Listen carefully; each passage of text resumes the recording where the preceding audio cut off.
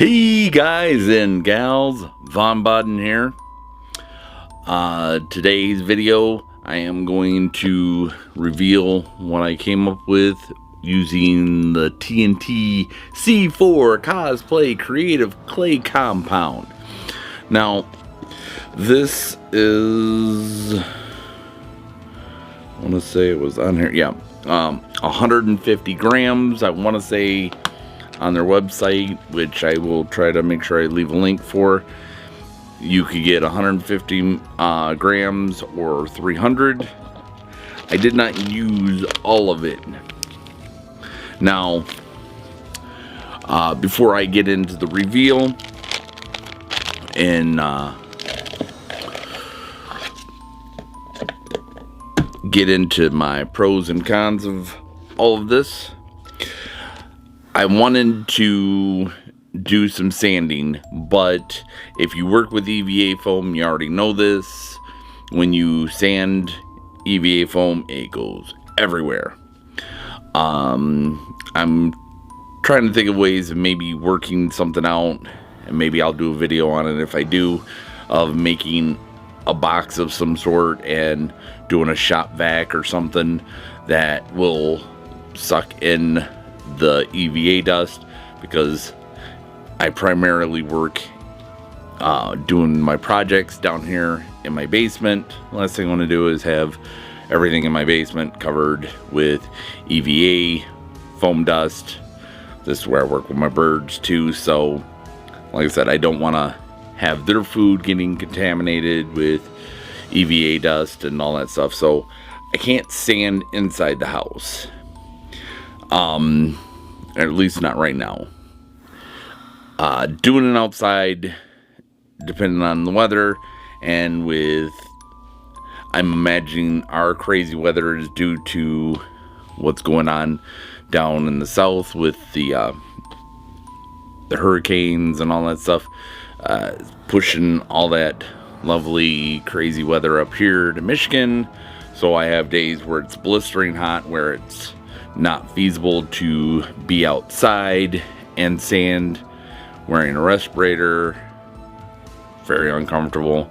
And then if it's not too hot, it is totally downpouring.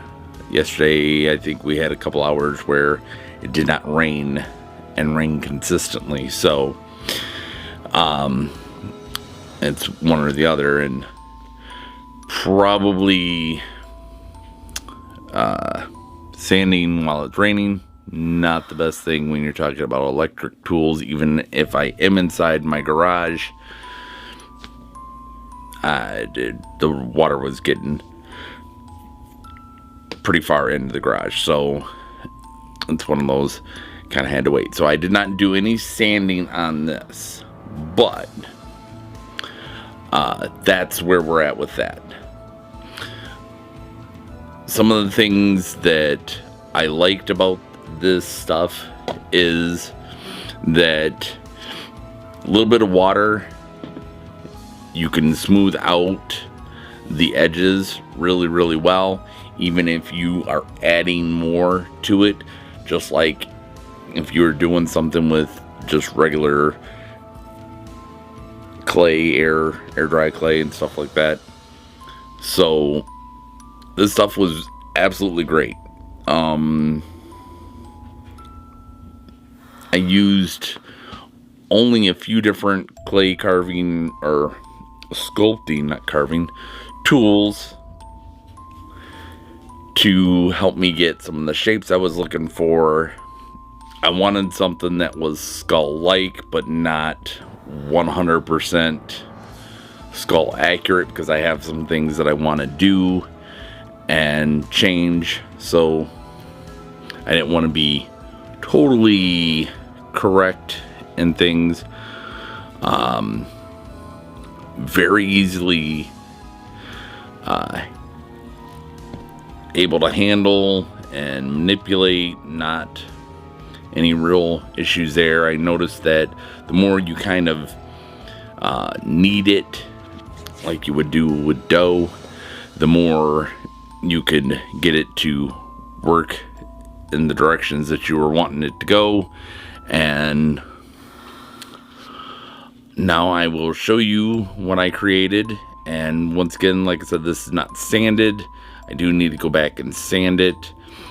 This stuff will dry completely within 24 to 48 hours, depending on how thick you have it. I still have a spot that's still a little bit, it feels damp, but it's not wet.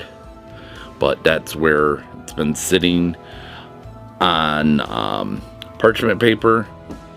I'm sure you could use a paper plate or some other thing. I don't know how this would do on regular paper, but I used parchment paper in case it did stick. But here we go. Now, on this one, I'll try to show you. In here, this whole ridge, I let the main part kind of dry out, and then I came back and I added this in. I didn't let it sit for, I let it sit for a couple hours till it didn't look wet and was, you can kind of feel that it's hardening up but not pliable anymore. And I added that ridge in there to see how well it would blend, number one, and how well it would stick on there, and that did amazing. In the nose, I used the little clay tool. It's more of a scoop like to kind of get those deep embeds in there. I'll end up going through with a very small tipped sanding bit on the Dremel and get the nose details in there a little bit deeper. The teeth were another one that I did everything else and kind of waited towards the end. By then, this part right here was kind of dry, and I added the teeth in there, and that was just take a little ball of the clay, roll it up, and kind of get it into a ball, flatten it out, and then the bottom of I stuck it on, and then I went to the bottom of it and kind of pushed it up to get those flatter edges. And this will, if everything goes according to plan, I will be turning this into the key mechanism for my chest that I'm making. And of course, after I sand it and whatnot. But I'm thinking about doing like a little keyhole right there. Sand it out, make a keyhole. But the cool things about this compound, we're not here to talk about the chest, is that it's very, very easy to use. There's not a whole lot of time limitations on what you're making. I don't know if I would try to add anything to this. Maybe I'll try. Maybe I'll do an outward looking keyhole. I don't know how well that would stick to this now that this has totally been dry. But very easy to work with, a little bit of water, and you work it in on the areas that you're working, and you can smooth those out really nice. It did not take a whole lot of back and forth, adding, taking away to get the shapes that you wanted, or that I wanted actually. You weren't doing this one, I was. But to be honest with you, you probably could have done the sculpting aspects of this using whatever you had around the house. Then little dowel rods, plastic spoons, forks, things like that. You probably could have got away with going that route if you didn't have a clay sculpting tools of any sort. And hopefully here the weather will clear up to where I can actually get out and get some sanding done on this. But I mean, overall, I like the shape that came out.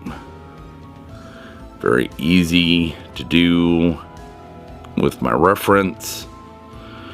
And I hope you enjoyed this little trip with me. Sorry about the dryer. Once again, TNT Cosplay, C4 Cosplay Creative Clay Compound, 150 grams, and this thing is about an inch thick. I mean, so it's not thin, and it's super light. I mean, real light. You can't even tell that you have anything in your hand there. But that is, here, let's actually get the other measurement. So it's an inch thick, and it is about 5 inches tall and